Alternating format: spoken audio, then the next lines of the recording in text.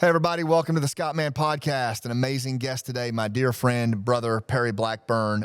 He plays Operator 837 in Last Out Elegy of a Green Beret. He also plays Colonel Smith, sweetheart of a guy, and also the graduation presiding officer, Staff Sergeant Robinson, and Firefighter 2. Multiple characters in this play. Now, Perry's making his comeback to the stage after an extended break. He's a retired U.S. Army Special Forces officer, a Green Beret. Before his service in the 5th Special Forces Group, Perry had numerous roles, actually, in theater and film. Perry was part of the 5th Special Forces Group Invasion Force, notably recognized as the Horse Soldiers. Perry continues the Special Forces motto to free the oppressed through the nonprofits Ask Free and 18 Series Coffee Company. Both serve the special operations community and their allies. It's just amazing. His TV film credits include HBO Network, TV, and major motion pictures. And for focusing on this particular episode, we're going to talk about the power of storytelling, theater, and the arts as a way of transition and making meaning in life. So let's jump right into it. I'll see you on the other side. Welcome to the Scott Mann Podcast, where we connect like our lives depend on it.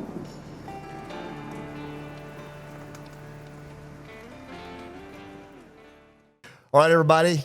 I got my dear buddy, Perry Blackburn, with me today. Finally.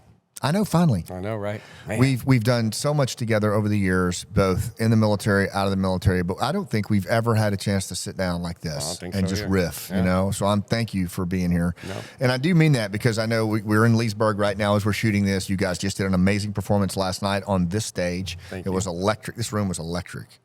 And the day after is always exhausting. You've got another show tonight, so you could feel it last night. Man, it was. I've been to a lot of shows, and I've just never. That was one of the highest intensity shows I've ever seen. Yeah, it was intense. You live for nights like that. Yeah. And then the talkback was equal. I mean, I've never seen that many people stay for a talkback. Yeah, and they wanted to talk. Yeah, they did. They had stuff to say because they've lived it. Yeah, that was really, really unique. Well, let's jump into it, man. I'd like to start with your background. You know, we're going to get to Last Out. We're going to get to what's going on right now, but I think it's important that we, talk a little bit about your growing up, military, and what led you into the arts, what led you onto the stage. So I think what led me on the stage was growing up in the military, being an Army brat and moving around a lot. And my dad moved around quite a bit for an enlisted guy. Part of it was he changed MOSs, and, if you change your job, you move.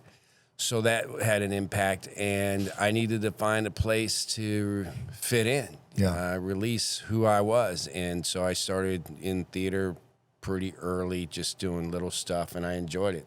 And it gave me an opportunity to meet people. Yeah. And, when you move to a new place, you always, especially as an Army brat growing up in the 60s and 70s, you're going to have a fight. You're going to have some fisticuffs, so you're going to get over that. And then you're going to be best friends with the guy that you had that with. And then you're going to, for me, I like to expand my friendship. Yeah. I'm not very myopic in who I just hang out with. I never have been that way. And so it just was a natural fit. And strangely enough, I actually majored in theater in college, and very few people know that because I keep it hidden. Very few people. You had your actor's card, your union card, and everything. Yeah. You showed it to me when we were on active duty. I thought that was the coolest thing. Yeah, because I just kept doing it. I enjoyed it, but I had this other purpose. Yeah, was the military. Yeah, and that came from the bloodline. And you always kind of knew. Always knew. Did you know it was going to be SF? No, not really. I didn't. I got into SF because at IOBC, I wanted to go to Ranger Which is the infantry school. officer basic course, by the way. Yeah, the infantry officer basic course. I got to watch my acronyms. That's okay. Yeah. I do it too, but I don't do as bad as I used to. No, and you don't either. I'm We've trying gotten to do better. Yeah. But after my basic course as an infantry officer, the commandant of the Ranger School came out and said, "Hey, if you're graduating, I'll take all lieutenants into the Ranger Corps." So I was like, "Hey, I'm going to the Ranger School." I didn't even talk to my personnel manager. I still knew in the Army, didn't understand, figured that's what he said, so I went over there. And he's like, "Yeah, we'd love to have you, but you got to talk to your personnel manager." Personnel manager like, "No, you're going to your duty station, whatever." And so the commandant said, well, you try SF. Go to the recruiter. Mm-hmm. So I went to the recruiter, and he's like, hey, I can put you in there. Nobody can touch you once I got you. I'm like, all right, hell yeah, let's go. Let's do that. That sounds pretty cool. Unconventional warfare? Yeah. Unconventional stuff? I like that. So that's kind of how I landed as a Green Beret. And then, the day that changed a lot of our lives in 2001, 9/11, you were in a very special organization, 5th Special Forces Group, who some people know, some people don't know, was really the vanguard response for the Special Forces Regiment and really the nation. Yeah. Because of geographic responsibility in the Middle East and Southwest Asia, you guys found yourselves, heading for some serious payback. Yeah. After the worst terror attack in American history. Talk about that. And we wanted it, right? Yeah. I mean, Yeah. I wanted it. Yeah, for All sure. of us did. For sure. We wanted to be the first ones in. We wanted to get after it. I mean, there was a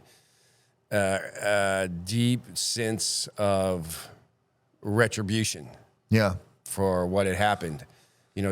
We all that were, of age at the time saw that happen, and you're in the military, you wanted payback. Yeah. And I definitely did too. And so it was open season. It was. And to be able to be in that position and be in command of the greatest human beings I know, and Green Berets, it was remarkable to be in that position at that time, to do something for our country. I wanted to do it. These are the horse soldiers, the first in. Did you know at the time? Because I think back to that time, and everything was so unknown at that moment. Like, so much had happened, and we look back on it now, and we have this field of view that's pretty clear. But did you know at the time the magnitude of what y'all were about to go do? No. What I knew at the time was, we're going in to conduct unconventional warfare. We're going to defeat the Taliban and Al-Qaeda, and we're going to get some retribution. Couple of things happened real quick when we got on the ground, linked up with our warlord. One is, it wasn't just Al-Qaeda and Taliban. It was people from all over the world that came to kill Americans. Yeah. Even Americans came to kill Americans. Yeah. And so that put a different complexion of the environment in my mind. Like, holy mackerel, we got a lot of enemy out here trying to kill us. Yeah. Did I know what that was going to lead to at the end of the day? No, because it seemed to go pretty quick. Yeah. I was there in November. By May, June, we were home. We were relieved by 3rd Group, and we were getting ready to go to Iraq. Yeah. I mean, that quick. And so the focus went from Afghanistan to Iraq really quick. And so historically, like, I didn't understand all the greatness the fellas did at the time. Even though, like, even a year into it, when we were in Iraq, people were talking about the horse soldiers in Afghanistan and things like that. Pictures just started coming out. But if you remember, brother, we didn't have Zoom. We didn't have any of that. Our orders weren't for 179 or 365 days. We didn't have orders coming home either. Yeah. We just had orders going. Yeah. And I like to tell that story because it impacted the families. Yeah. They didn't more know. than it did me, because I wanted it. Yeah. I wanted to get after it. My wife and kids were like, well, when you coming home? I'm like, I don't know. Well, it's like that line, I think, between Danny and Lynn when they're sitting on the sofa and the clock's ticking and the deployment's looming. And she says, this one's different, isn't it? Mm-hmm. And he says, yeah, this one's different. This one's different. But it's what I got to do for Kenny. And I wrote that way because that was how I know I felt years later when I went there versus Colombia. But for you guys, I mean, damn. Like, this was, you didn't know if or when you were coming back. I mean, and I think a lot of people don't fully understand, too, that the unconventional warfare component of what 5th Group did in that time, you're talking about like less than 100 dudes on the ground in like 90 days. Right. Unseated. an entire regime by, with, and through in a way that has not been done in modern history since probably World War II. Right. And that took years. Y'all did it in days. In days. Yeah. It started crumbling in days. In months, we had a good hold on things. By Anaconda, once we were done with Anaconda, we had kind of put together the conventional and unconventional fight. And we kind of felt like, okay, we've got this pretty much. Until, as a nation, we snatched defeat from the jaws of victory. But that's a different podcast. Yeah, okay. All right. We'll have you, because we're going to do that. I want to do that. I think it's important. But I do want to go fast forward. You did God knows how many tours in Iraq, Afghanistan. You and I met at SOCOM. But then, Afghanistan collapsed, right? And you and I and others, many others, found ourselves scratching our heads and trying to make sense of something that made no sense on August 15th, 2021. And, you got deeply involved with your Fifth Group brothers, with the Legion brothers, but others also, in frankly, a humanitarian effort for our allies that you're still continuing to this day. Yep. 4 years later at the recording of this podcast. Yeah, absolutely. Because it's not done. It's not over. And I finally realized why you're part of this effort, truly did this, is because the guys that we lost, their lives, the wounded, has to mean something. Yeah. Dude, and this is what it means. I sat right there. It's off camera. Maybe I'll get Colin to get some B-roll of it or something. Right there on the corner of those stairs, and I talked to a Navy SEAL's mom and dad, and that SEAL fell in Afghanistan, and she looked me right in the eyes, and she said, "What was my boy's death for?" Exactly. Now, somebody needs to answer that fucking question. Right. And I'm not one of these victim guys or, bitter guys, but that is a legitimate question coming from a Gold Star mother. And we have an inherent obligation as officers, as leaders, to try to find some answers for her and for her husband. And I just have watched you pursue this, and it's really awe-inspiring to see you and all the guys you work with do what y'all have done on the heels of that.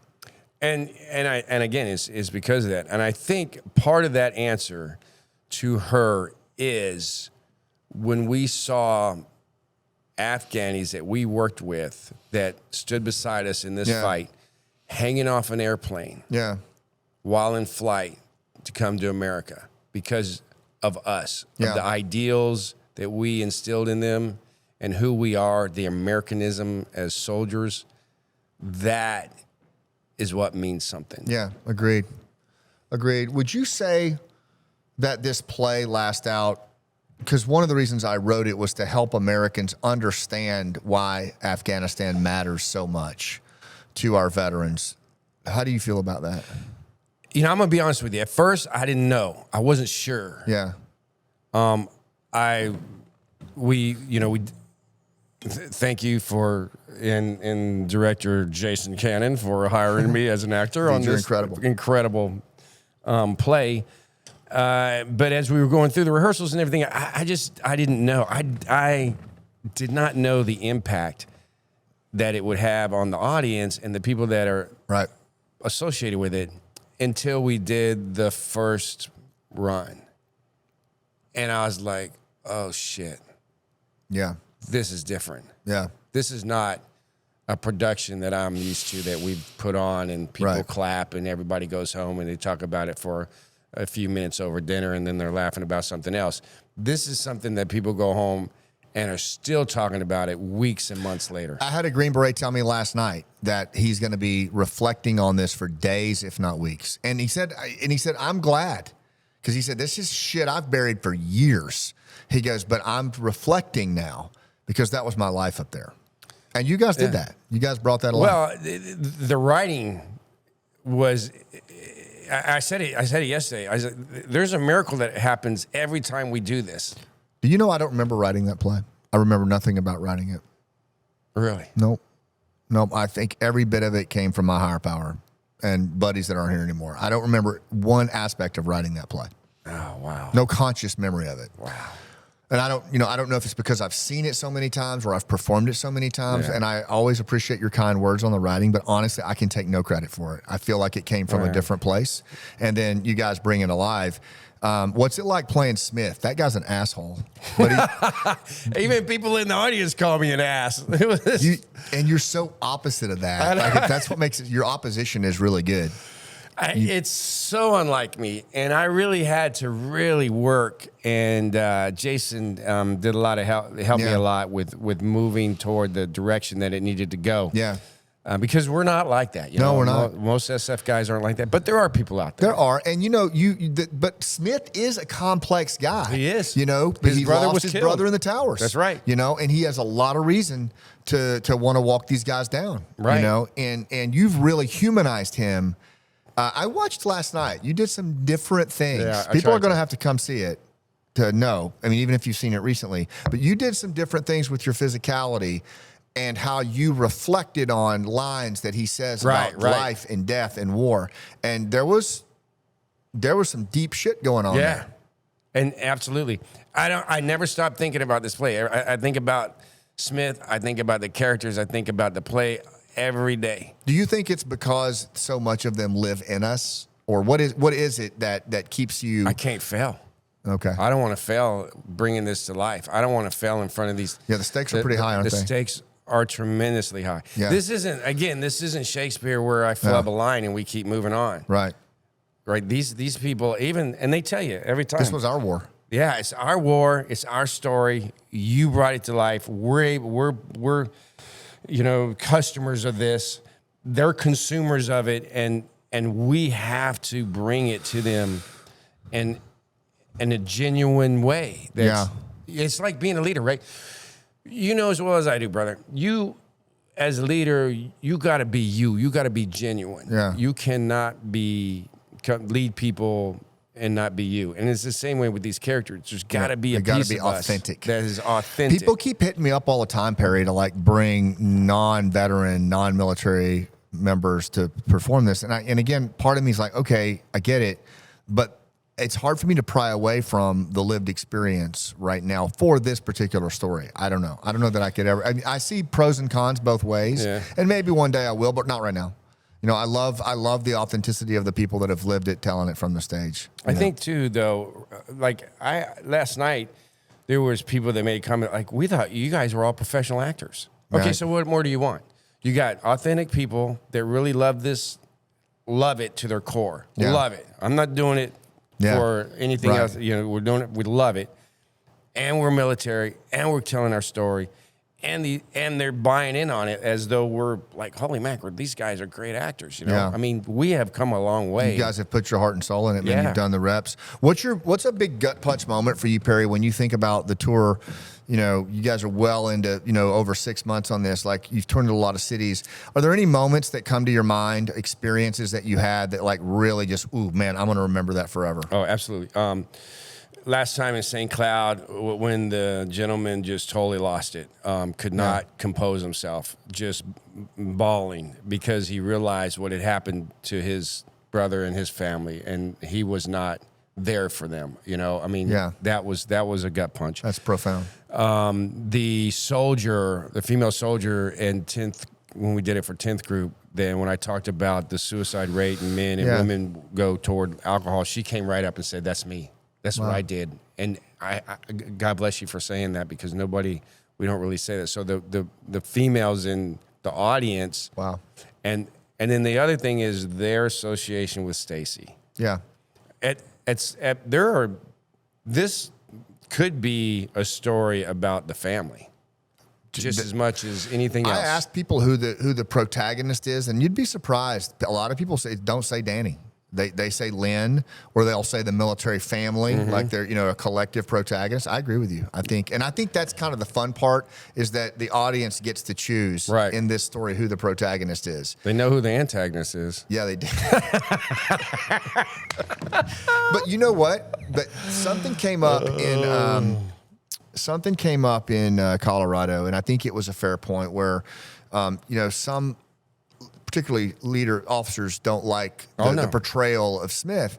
And they're like, this is not a helpful image for the military. And one of the things I always say is, well, first of all, Smith isn't the only officer in the play. Right. Kenny Suggins is an officer, an SF officer who represented, embodied everything that we stand for as a regiment. Why are you not gravitating? Why did you pick up on this guy? Mm-hmm. Why did you not? And it's interesting to me that that's what people lock onto, is that Smith is the bad representation when you've got Kenny really embodies everything about. And then the second thing is Smith is necessary. And I'm going to give you the writing side of this. Smith, I made him because in order for Danny to go through what he has to go through to figure out how to get from revenge and resentment and anger that's chewing him up in post 9/11 to a place of protecting the people he loves and working by, with, and through, like Green Berets are supposed to do, he has to go against an antagonist. There has to be somebody that represents the opposite of working with people. And that's Smith. But in a way, I think there's some Smith in all of us, because we all felt some version of that. Oh, absolutely. Yeah, and I appreciate you telling that story, because it's right. It's correct. The other thing is, sometimes we don't want to see ourselves. No, we don't. Either.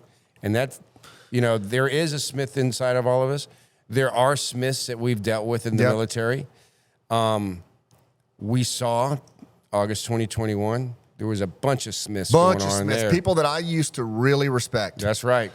Became Smiths. That's right. How many guys did we reach out to that were in positions to help and we're like, no. Crickets.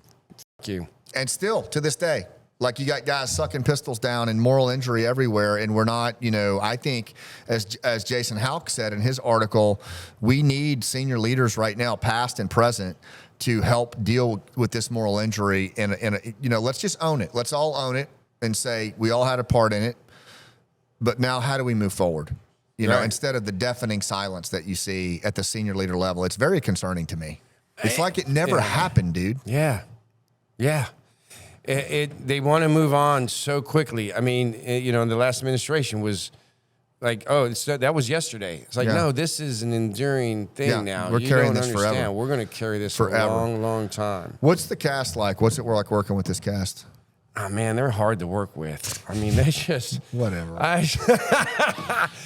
They are awesome. We got professional actors that rely on acting as their mainstream for to live off of, with Michael and Josh. And we got a team sergeant, here with Lenny and Stacy. I mean, you can't get any more pure, more heart. Authentic. Yeah, pure. So. Good Lord. Yeah. All of them. Yeah. All of them are great. And which is kind of, being on an A team, man, it can go south quick. Yeah. Being in a tight team, it can go south quick. But you guys have the chemistry. We love it. You do. You have the chemistry. Last question. We're talking a lot about on the show, on the podcast, about art and storytelling as a modality for healing and finding our way through stuff that doesn't make sense. How has art and storytelling served you in your journey?